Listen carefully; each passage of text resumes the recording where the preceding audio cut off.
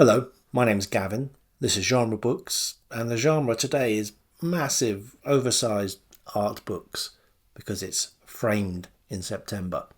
This is a reading event created by Elizabeth at Buchan's Books and co-hosted by Hannah's Books, Greg at Another Bibliophile Reads, Heather Greg, and Lindy's Magpie Reads.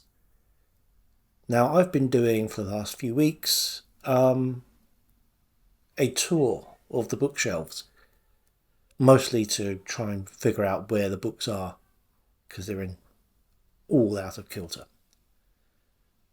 So in that spirit, I'm going to go through not all, but most of the art shelves. These books aren't behind me, they're always in front of me. But I don't peruse them as much as I ought to. And maybe it's time to remind myself of the books that we actually have on those shelves. I will try to do this a little bit thematically, but I do anticipate that's going to go wrong. But I will start with 3 books on photographers. The first is Bill Brandt. A little bit of censorship having to go on here, but he is an early to mid 20th century photographer, or at least that's his heyday, and he's great. I'll see if I can find some that I can show. He does run the whole sort of gamut of classes in Britain. So we have here a boy brought up at the circus against a cocktail party in, I think, that looks late 20s, I would say, in a massive Surrey estate. Portrait photography as well. Have Alec Guinness, René Magritte, a Wiltshire scene, and another Wiltshire scene. This is Avebury with its famous stone circle. I say famous stone circle, there is a much more famous stone circle about 20-minute drive from Avebury, and that's Stonehenge. Next up is Man Ray, and okay, I'm censoring this one as well because someone's obviously decided what sells big photography books. Can't show that. Obviously, Man Ray very much part of the Dadaist and then Surrealist scenes in Europe pre-Second World War. So here is a fairly sober portrait of Marcel Duchamp, another portrait of Jean Cocteau and Tristan Tzara, and some group photographs on this side. A young Mr. Dali and a young Louis Buñuel. There's a lot of nudes that I can't show you. And then there are the more experimental photographs of artworks, and moving into what he called his rayographs, so playing with exposures. A series of photographs of Virginia Woolf to bring this back to books just a little bit. And finally, one of the pioneers of photography in the 19th century, Julia Margaret Cameron. Now this is a heavy old book, and well, at least I can show you the full cover. And this is the complete photographs. There are religious photographs, portraits, and some quite theatrical posed pieces as well. We were, when we were living in London, suckers for a accompanying book to a Tate gallery exhibition. Tate Modern, Tate Britain, didn't matter. But I don't think we regret any of these purchases. Not only are they great books, but they also put it down as a moment in time. It tells you when the exhibition was being held, so it helps my addled memory. So here is late 2005, early 2006 at, must have been Tate, I think this was Tate Britain, Degas, Sickert and Toulouse-Lautrec. Not that this exhibition was limited to just those three artists. We've also got James Tissot, George Clausen, Whistler, some sculptures, Philip Wilson Steer. I quite like those actually. Toulouse-Lautrec's adverts, Sickert's studies. So plenty of fin de siècle fun. A little more austere was Turner, Whistler, Monet, and that was early 2005. I think when I went to see this exhibition, I was almost surprised at how much Monet had painted London. Although this one I don't think is London. But yeah, there's plenty in there. Turner's paintings of Lake Lucerne. And here we are, some of the Monet London works. And industrial landscape there painted by Whistler. Futurism at the Tate Modern in 2009.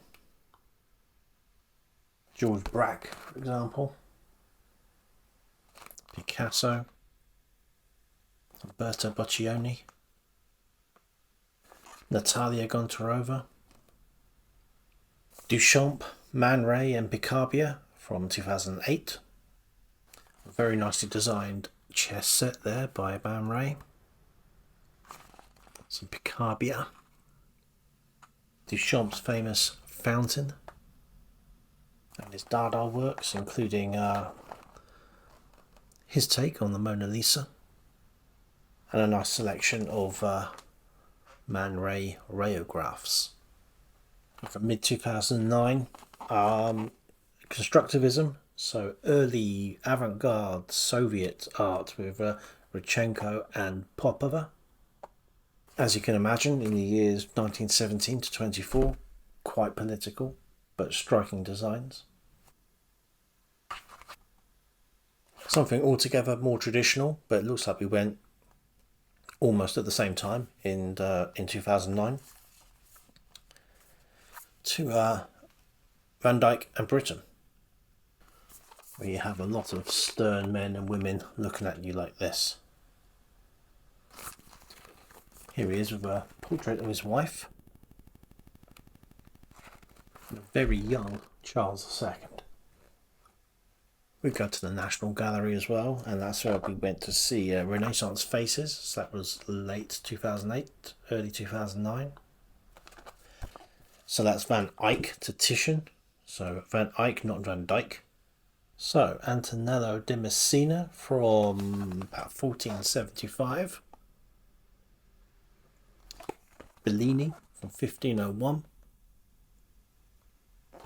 Hans Holbein the Younger, The Ambassadors. Parmigianino, 1523. Albrecht Dürer, Jan van Eyck himself. Not only galleries, but museums as well, primarily the V&A. So I won't go through all of these books, but I'll show you which ones, or most of the ones we have. Baroque, International Arts and Crafts, Art Deco, which I should be becoming familiar with during this month, Modernism, Cold War Modern, and Surreal Things. There once was a time, not too long ago, when airlines didn't have such a bee in their bonnet about luggage weight, and we took advantage of that. Perhaps not so much with this first book. This is the Rijksmuseum in Amsterdam. I'm a big fan of Dutch and Flemish artists, so this place was a treat. The Night Watch by Rembrandt. Jan Steen. Vermeer, De Hooch. More Vermeer. Come to think of it, more Rembrandt. And where's my guy? Where's Frans Hals? I love Frans Hals paintings. Everyone always looks like they're having fun. Avicamp as well. Anyway, I won't go on with that because I could do for ages with the Rijksmuseum. A heavy book this time, and the Prado in Madrid. A trip to New York. So, the Guggenheim, the Frick, and the Metropolitan Museum of Art. In fact, I think we spent probably the majority of our time in New York in galleries or museums.